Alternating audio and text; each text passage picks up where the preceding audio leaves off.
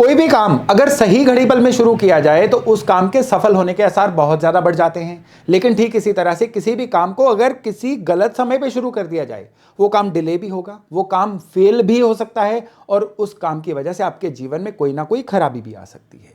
सारे दिन में करीबन करीबन 1.5 घंटे का एक ऐसा समय रहता है जिसको राहु काल बोला जाता है। राहु काल जो है ये नॉर्मली अवॉइड करने लायक समय माना जाता है। लेकिन राहु काल के साथ कई सारी गलतफहमियां, कई सारी भ्रांतियां भी जुड़ी हुई हैं। किस तरह से? कई लोग समझते हैं कि राहु काल में कुछ भी नया शुरू नहीं करना चाहिए। कई लोग समझते हैं कि राहु काल एक इस तरह का खौफनाक सा समय है कि इसके दौरान अगर कुछ भी किया तो ये काम उनको फेलियर की तरफ लेके जाएगा। ये गलतफहमियां हैं। राहु काल कभी मना नहीं करता है कि उसमें कुछ भी नया ना शुरू किया जाए। राहु काल का यह मतलब नहीं होता है कि उस समय में जीवन की प्रोडक्टिविटी को ही रोक दिया जाए। देखिए, समय बड़ा कीमती है। चाह के भी आपको 24 से 25वां घंटा जीवन में नहीं मिलेगा। तो राहु काल का नाम लेके अगर आप जीवन के 1.5 घंटे को वेस्ट करते हैं ना, तो ये आपका समय के प्रति भी क्राइम रहेगा, खुद के प्रति भी क्राइम रहेगा। तो आज का वीडियो इसलिए बड़ा इंपॉर्टेंट होने वाला है। आज हम जानेंगे राहु काल दरअसल है क्या, राहु काल सारे दिन में किस समय पे आता है और आपको पर्टिकुलरली अपने लिए राहु काल में सिर्फ कौन कौन सी चीजों का ध्यान रखना है और कौन कौन सी चीजें हैं जिनको राहु काल में आप कर सकते हैं। नमस्ते, मेरा नाम है योगेश शर्मा। स्वागत है आपका happy life with Yogesh Sharma में। और दोस्तों, आगे बढ़ने से पहले विनम्र निवेदन कि अगर अभी तक आपने अपने इस चैनल को सब्सक्राइब नहीं किया है तो कृपया सब्सक्राइब जरूर करिएगा और बेल बटन दबाना न भूलिएगा। राहु काल जो है ना, इसकी गणना होती है सनराइज से लेके सनसेट यानी सूर्योदय से लेके सूर्यास्त के बीच में। इस समय को 8 बराबर हिस्सों में बांट के, जिसको 8 पहर आप कह सकते हैं, इसमें से कोई एक हिस्सा जो है ना, ये राहु काल होता है। स्क्रीन पे आपको जो चार्ट दिख रहा है ना, राहु काल सारे दिन में टेंटेटिवली इसी समय पे आता है। सूर्योदय से सूर्यास्त का समय सारे साल में घटता बढ़ता रहता है। मैक्सिमम राहु काल जो है ना, ये 90 मिनट के करीब ही होता है और मिनिमम जो है सर्दियों के अनुसार इससे थोड़ा सा कम हो सकता है। लेकिन मोटे तौर पे राहु काल जो है करीबन करीबन 1.5 घंटे के करीब का ही समय रहता है। राहु काल में आपको किन चीजों का ध्यान रखना है, कौन सी चीजें आपको अवॉइड करनी है, इसका सरल जवाब है कि राहु आपकी जन्म कुंडली में जैसे हैं, राहु काल में सिर्फ और सिर्फ आपको उन्हीं चीजों का ध्यान रखना है। थोड़ा कंफ्यूज हो रहे हैं? तो चलिए मैं आपको आपकी जन्म कुंडली के अनुसार बताता हूं। अगर आपकी जन्म कुंडली में राहु फर्स्ट हाउस में है, यानी आपकी जन्म कुंडली के राहु लग्न में है, तो अब राहु काल जो है ना, आप लोगों के लिए बड़ा ही इंपॉर्टेंट है।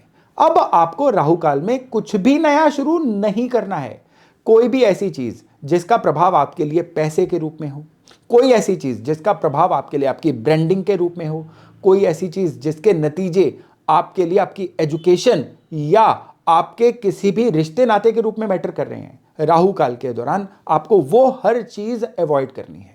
राहु काल में फैसला लेने के लिए लग्न के राहु वालों के लिए यह सबसे सेंसिटिव पोजीशन होती है। यानी तब आपके जीवन में राहु काल हमेशा ही एक ब्लॉकेज का सबब बन के आता है। इसके दौरान जो काम पहले शुरू हो चुके हैं वो तो करते रहिए, लेकिन राहु काल के दौरान नया कुछ भी आपको शुरू नहीं करना है।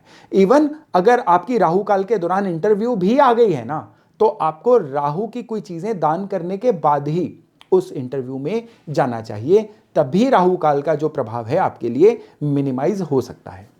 अब आपके राहु अगर सेकंड हाउस में है जन्म कुंडली के, अब ये राहु आपके धन को कंट्रोल कर रहे हैं, आपके पारिवारिक मामलों को कंट्रोल कर रहे हैं। तो इसलिए राहु काल में जो जो चीजें पारिवारिक मामलों से संबंधित हैं, जैसे कि रिंग सेरेमनी, रिश्ते नातों की कोई बात करने जाना, या पैसे से संबंधित कोई भी डील करने जाना, पैसे से संबंधित किसी इंसान को कोई रिकवरी के लिए कॉल करना, ऐसी चीजें राहु काल में आपको अवॉइड करनी है। नहीं तो वो चीजें जो हैं आपको निराशा की तरफ लेके जा सकती हैं। राहु अगर आपके थर्ड हाउस में है तो आपको कोई भी नया डॉक्यूमेंट साइन नहीं करना इस समय में। आपको कोई नई डील जो है वो क्रैक नहीं करनी है इस समय में, नहीं तो ये चीजें आपके लिए पीड़ा का सबब बनेंगी। आपके भाइयों बहनों से संबंधित कोई भी डील है, आपके सिबलिंग्स यानी भाइयों बहनों से संबंधित कोई भी ऐसी चीज है जिसके प्रभाव दूरगामी हो सकते हैं, वो भी राहु काल में आपको हमेशा अवॉइड करनी है। राहु अगर आपके फोर्थ हाउस में होंगे तो इस समय पे आपको नया वाहन राहु काल में लेना मना रहेगा। इवन नए घर के बारे में कोई डील करना भी इस समय में मना रहेगा। राहु 5वें घर में होंगे तो खास करके ये चीज ना स्टूडेंट्स के लिए बहुत ही ज्यादा इंपॉर्टेंट बन जाएगी कि इस समय में पढ़ाई से संबंधित कोई नई चीज जो है कोशिश करिएगा अवॉइड करने की। 1.5 घंटा ही तो है।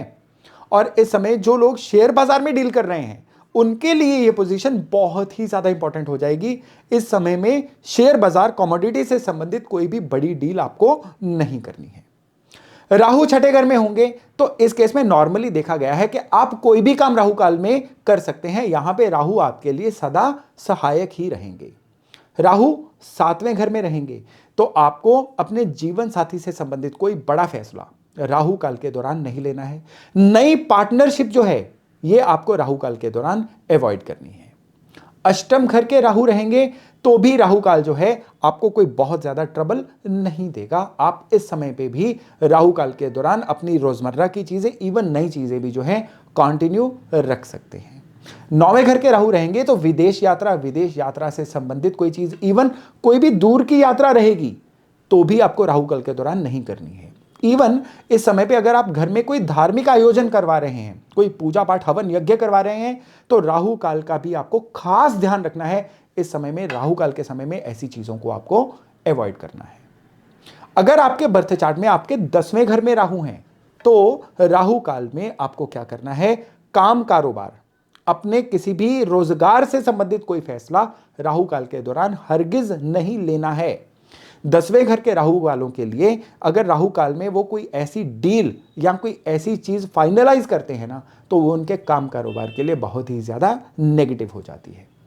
11वें घर के राहु अगर होते हैं तो उनको इस समय में वो सारी चीजें जिनका एंड रिजल्ट पैसा रहेगा उनको अवॉइड करना है। यानी किसी भी रिकवरी के लिए कॉल, या आपको कोई भी ऐसी चीज जिसमें एंड पे आपको कोई पैसा या रेम्युनरेशन मिलना है, वो सारी चीजें राहु काल के दौरान आपको अवॉइड करनी है।